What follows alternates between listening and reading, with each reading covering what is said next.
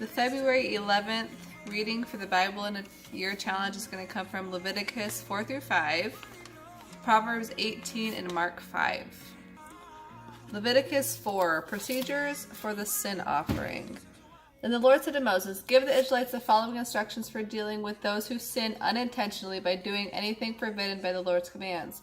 If the high priest sins, bring guilt upon the entire community. He must bring to the Lord a young bull with no physical defects. He must present the bull to the Lord at the entrance of the tabernacle, lay his hands on the bull's head, and slaughter it there in the Lord's presence. The priest on duty will then take some of the animal's blood into the tabernacle, dip his finger into the blood, and sprinkle it 7 times before the Lord in front of the inner curtain of the most holy place.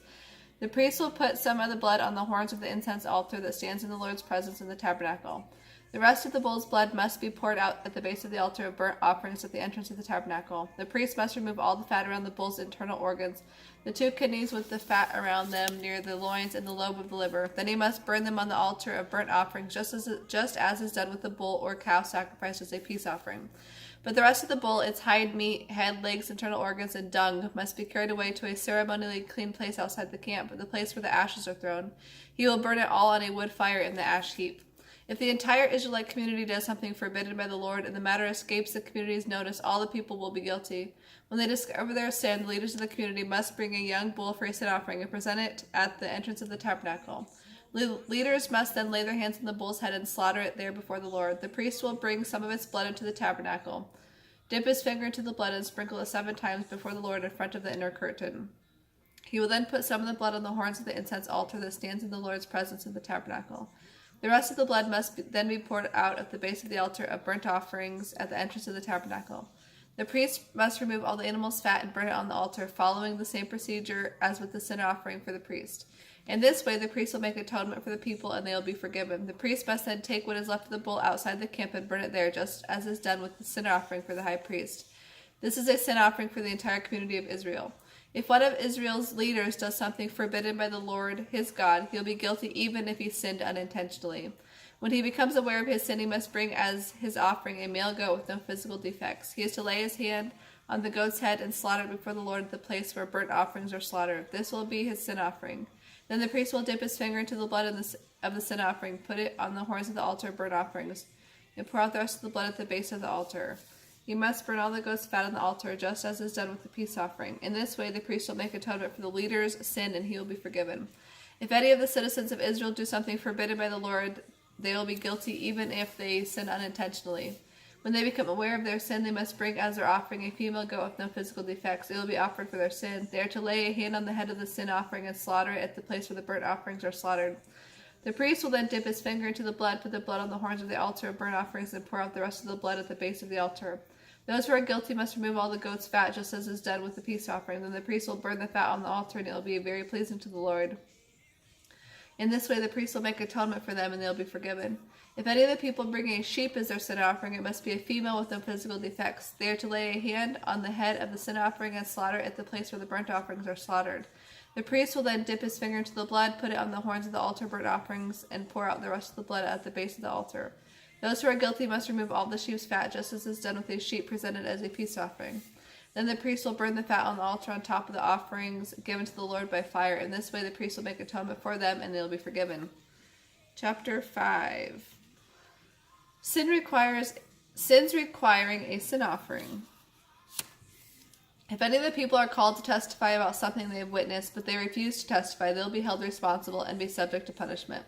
Or if they touch something that is ceremonially unclean, such as the dead body of an animal that is ceremonially unclean, whether a wild animal, a domesticated animal, or an animal that scurries along the ground, they will be considered ceremonially unclean and guilty, even if they are unaware of their defilement. Or if they come into contact with any source of human defilement, even if they don't realize they have been defiled, they will be considered guilty as soon as they become aware of it. Or if they make a rash vow of any kind, whether its purpose is for good or bad, they will be considered guilty even if they are not fully aware of what they were doing at the time. When any of the people become aware of their guilt in any of these ways, they must confess their sin and bring to the Lord as their penalty a female from the flock, either a goat or a sheep. This will be a sin offering to remove their sin, and the priest will make atonement for them. If any of them cannot afford to bring a sheep, they must bring to the Lord 2 young turtle doves or 2 young pigeons as the penalty for their sin. One of the birds will be a sin offering, and the other will be a burnt offering. They must bring them They must bring them to the priest, who will offer one of the birds as a sin offering. The priest will wring its neck, but without severing its head from the body. Then he will sprinkle some of the blood of the sin offering against the sides of the altar, and the rest will be drained out at the base of the altar. The priest will offer the second bird as a whole burnt offering, following all the procedures that have been prescribed. In this way, the priest will make atonement for those who are guilty, and they will be forgiven. If any of the people cannot afford to bring young turtle doves or pigeons, they must bring 2 quarts of choice flour for their sin offering. Since it is a sin offering, they must not mix it with olive oil or put any incense on it. They must take the flour to the priest, who will scoop out a handful as a token portion. He will burn this flour on the altar just like any other offering given to the Lord by fire. This will be their sin offering. In this way, the priest will make atonement for those who are guilty, and they will be forgiven. The rest of the flour will belong to the priest, just as with the grain offering. Procedures for the guilt offering. Then the Lord said to Moses, if any of the people sin by unintentionally defiling the Lord's sacred property, they must bring to the Lord a ram from the flock as their guilt offering. The animal must have no physical defects, and it must be of the proper value in silver as measured by the standard sanctuary shekel. They must then make restitution for whatever holy things they have defiled by paying for the loss, plus an added penalty of 20%. When they give their payments to the priest, he will make atonement for them with the ram sacrificed as a guilt offering, and they will be forgiven. If any of them sin by doing something forbidden by the Lord, even if it is done unintentionally, they will be held responsible. When they become aware of their guilt, they must bring to the priest a ram from the flock as a guilt offering. The animal must have no physical defects, and it must be of the proper value. In this way, the priest will make atonement for those who are guilty, and they will be forgiven. This is a guilt offering, for they have been guilty of an offense against the Lord. Proverbs 18. A recluse is self-indulgent, snarling at every sound principle of conduct. Fools have no interest in understanding. They only want to air their own opinions. When the wicked arrive, contempt, shame, and disgrace are sure to follow. A person's words can be life-giving water. Words of true wisdom are as refreshing as a bubbling brook. It is wrong for a judge to favor the guilty or condemn the innocent. Fools get into constant quarrels. They are asking for a beating. The mouths of fools are their ruin. Their lips get them into trouble. What dainty morsels rumors are, but they sink deep into one's heart. A lazy person is as bad as someone who destroys things. The name of the Lord is a strong fortress. The godly run to him and are safe. The rich think of their wealth as an impregnable defense. They imagine it is a high wall of safety. Haughtiness goes before destruction. Humility precedes honor. What a shame, what folly to give advice before listening to the facts. The human spirit can endure a sick body, but who can bear it if the spirit is crushed? Intelligent people are always open to new ideas. In fact, they look for them. Giving a gift works wonders. It may bring you before important people. Any story sounds true until someone sets the record straight. Casting lots can end arguments and settle disputes between powerful opponents. It's harder to make amends with an offended friend than to capture a fortified city. Arguments separate friends like a gate locked with iron bars. Words satisfy the soul as food satisfies the stomach. The right words on a person's lips bring satisfaction. Those who love to talk will experience the consequences, for the tongue can kill or nourish life. The man who finds a wife finds a treasure and receives favor from the Lord. The poor plead for mercy, the rich answer with insults.